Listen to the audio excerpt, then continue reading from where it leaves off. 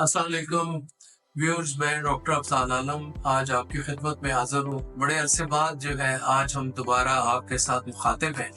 काफ़ी अरसा बीच में गायब रहे, कुछ अरसा ऐसा रहा कि कुछ मसरूफियात ऐसी थी कि जिसमें हम आपके साथ मुखातिब ना हो सके।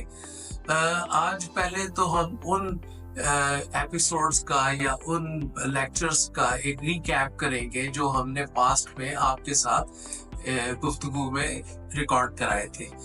पहले सबसे हम ये देखेंगे कि एक न्यू बॉर्न या एक नौज़ायदा बच्चा जो है उसकी जब पैदाइश अमल में आती है तो क्या हम उसकी हेयरिंग को असेस कर पा रहे हैं। हमने देखना ये है कि हमने बच्चे की तशखीस करनी है कि उसके समात के मामला ठीक है या नहीं।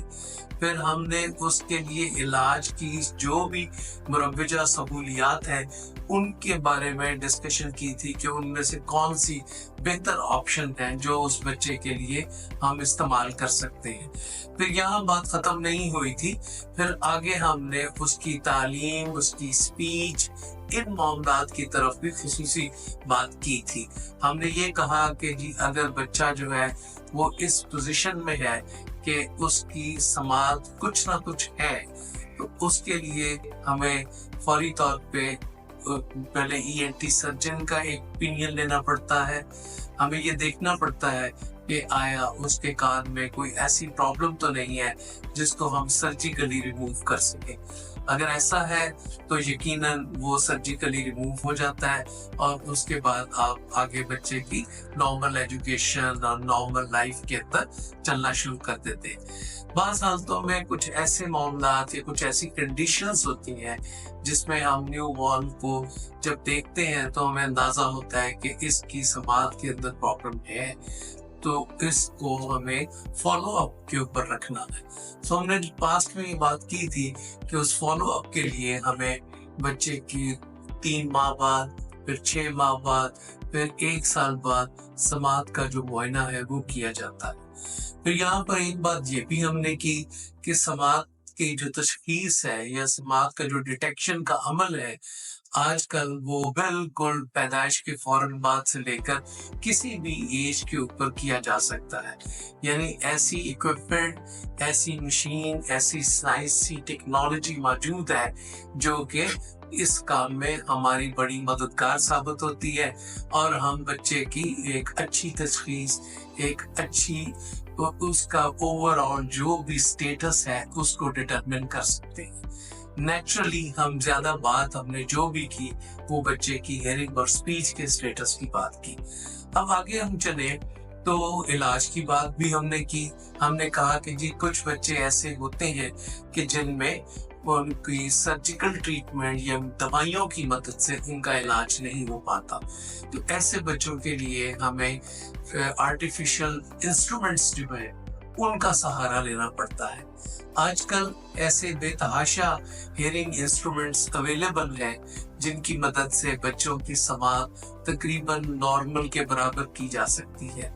या उसमें बहुत थोड़ी कमी रहती है, लेकिन उन इंस्ट्रूमेंट की मदद से बच्चा जो है अपनी डे टू डे लाइफ के अंदर एक रीजनेबल हियरिंग, एक रीजनेबल स्पीच उसको डेवलप करने की पोजीशन में होता है। अब उन आलात के मुतालिक हमने ये जिक्र किया था कि उसमें एक तो कन्वेंशनल हियरिंग एड्स हैं जो कि एक बहुत बड़ी वैरायटी है जो हमारे पास आज के दौर में मयस्सर। उस वैरायटी में से हम ये चूज करते हैं इस बच्चे के लिए कौन सी हियरिंग एड या कौन सा समाती आला जो है वो इस बच्चे की जरूरत के मुताबिक एडजस्ट किया जा सकता है। तो नाजरीन ये भी हमने लास्ट टाइम बात की कि ये जो सिलेक्शन ऑफ द इंस्ट्रूमेंट है यानी उस आले की जो हमने सेटिंग करनी है या उस आले का जो इंतखाब करना है वो हमने मरीज की या बच्चे की जरूरत को मद्देनजर रखते हुए करना है। ऐसा ना हो कि हम एक इंतखाब कर भी ले आले का लेकिन वो उस बच्चे को जब लगाया जाए तो उससे उसको कोई फायदा ना पहुंचे। तो ये बातें बड़ी तफसील से हमने अपने पिछले लेक्चर्स में,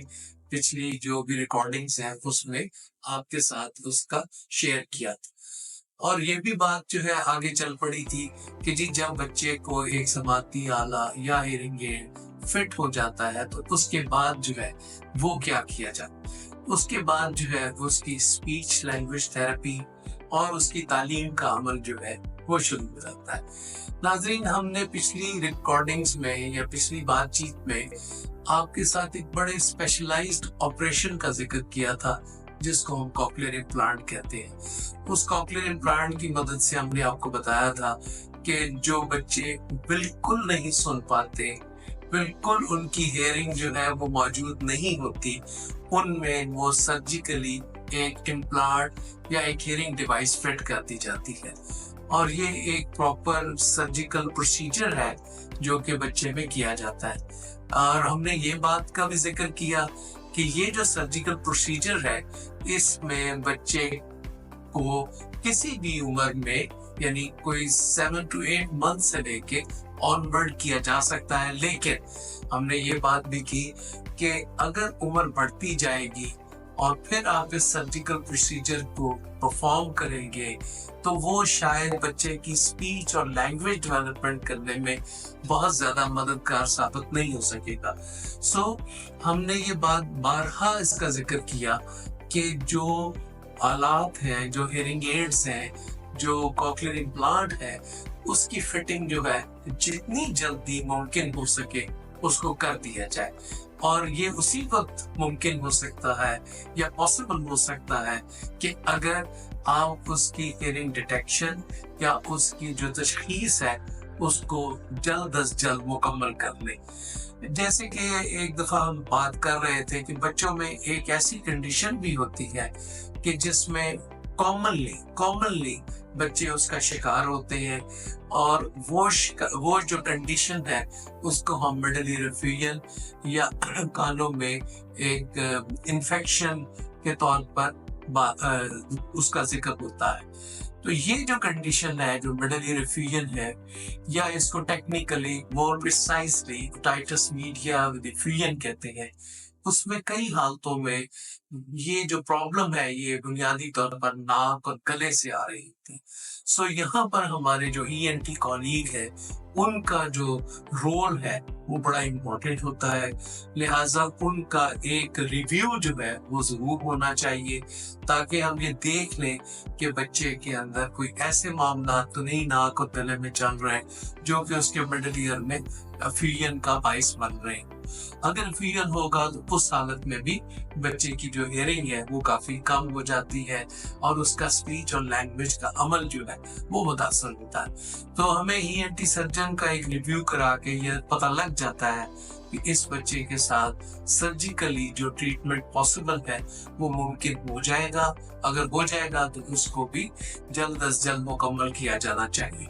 ہم نے باتیں کی بہت سی کہ جس میں ہم نے تشخیص کی بات کی، جس میں ہم نے ہیئرنگ ایڈز کی بات کی، سرجیکل اوپینین کی بات کی، ہم نے کوکلیئر امپلانٹ کی بات کی۔ اس کے بعد ہم پاسٹ میں اس چیز کا بھی ذکر کرتے رہے ہیں کہ اسپیچ لینگویج تھراپسٹ جو ہے ان کا بچے کی اسپیچ ڈیولپمنٹ کے اندر بہت اہم رول ہے۔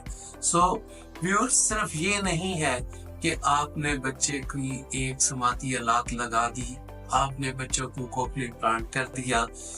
اب یہاں پر جو سب سے ضروری عمل ہے وہ ہے اس کی اسپیچ اور لینگویج ڈیولپمنٹ کا، اور اس میں ہمارے جو اسپیچ تھراپسٹ کالیگس ہیں ان کا بڑا اہم رول ہے، ان کا میجر رول ہے کہ وہ اس بچے کی اسپیچ لینگویج کے اوپر کام کرنا شروع کرے۔ اور یہ کئی والدین جو ہے اس کو اس طرح لے لیتے ہیں کہ جی یہ تو کوئی خاص ایسی ماہرانہ کرنے والا کام نہیں ہے، اس کو تو کوئی بھی کر سکتا ہے، لیکن ہم نے پچھلی دفعہ آپ کو اس چیز کے متعلق بڑا واضح بتایا کہ نہیں، یہ ماہرین کا ہی کام ہے، جو لوگ اسپیشلائزڈ ہیں اس فیلڈ کے اندر صرف وہی اس کام کو آگے سر انجام دے سکتے ہیں۔ اسپیچ لینگویج تھراپسٹ کا رول اپنی جگہ پر नुमाया होता है। जब बच्चा उसमें से गुजरता है तो फिर वो उस पोजीशन में आता है कि जिसमें उसके अल्फाज का पिकअप या स्पीच जो है वो डेवलप होनी शुरू हो जाती है और वो कम्युनिकेशन वाली स्टेज पे आहिस्ता आहिस्ता आना शुरू कर देता है। तो जब ये एक चीज चंद सालों में बच्चे की ये स्किल जो है डेवलप हो जाती है तो फिर उसके लिए हम तालीम के बारे में सोचना शुरू कर देते हैं, जो कि यकीनन हमारा शुरू से ऑब्जेक्टिव या नस्ल था कि हमने एक ऐसा बच्चा जिसकी हियरिंग नहीं है, जो शायद अगर उसका इलाज ना हो या ना किया जाए तो वो कभी भी एक नॉर्मल लैंग्वेज या एक अच्छी लैंग्वेज या एक बेहतर स्पीच या एक एजुकेशन के अंदर सही तरह से नहीं आ सकता। और इस सूरत में उस बच्चे के लिए जिंदगी जो है वो इंतहाई मुश्किल, वालिदैन के लिए जिंदगी इंतहाई मुश्किल। सो अगली दफा हम इंशाल्लाह स्पीच एंड लैंग्वेज थेरेपिस्ट के साथ बात करेंगे कि वो बच्चे को किस तरह ट्रेन करते हैं कि वो बच्चा नॉर्मल अल्फाज या बेहतर अल्फाज की तरफ चल सके। तो इंशाल्लाह नेक्स्ट टाइम आपसे दोबारा मिलेंगे, तब तक इजाजत दीजिए। खुदा हाफिज़।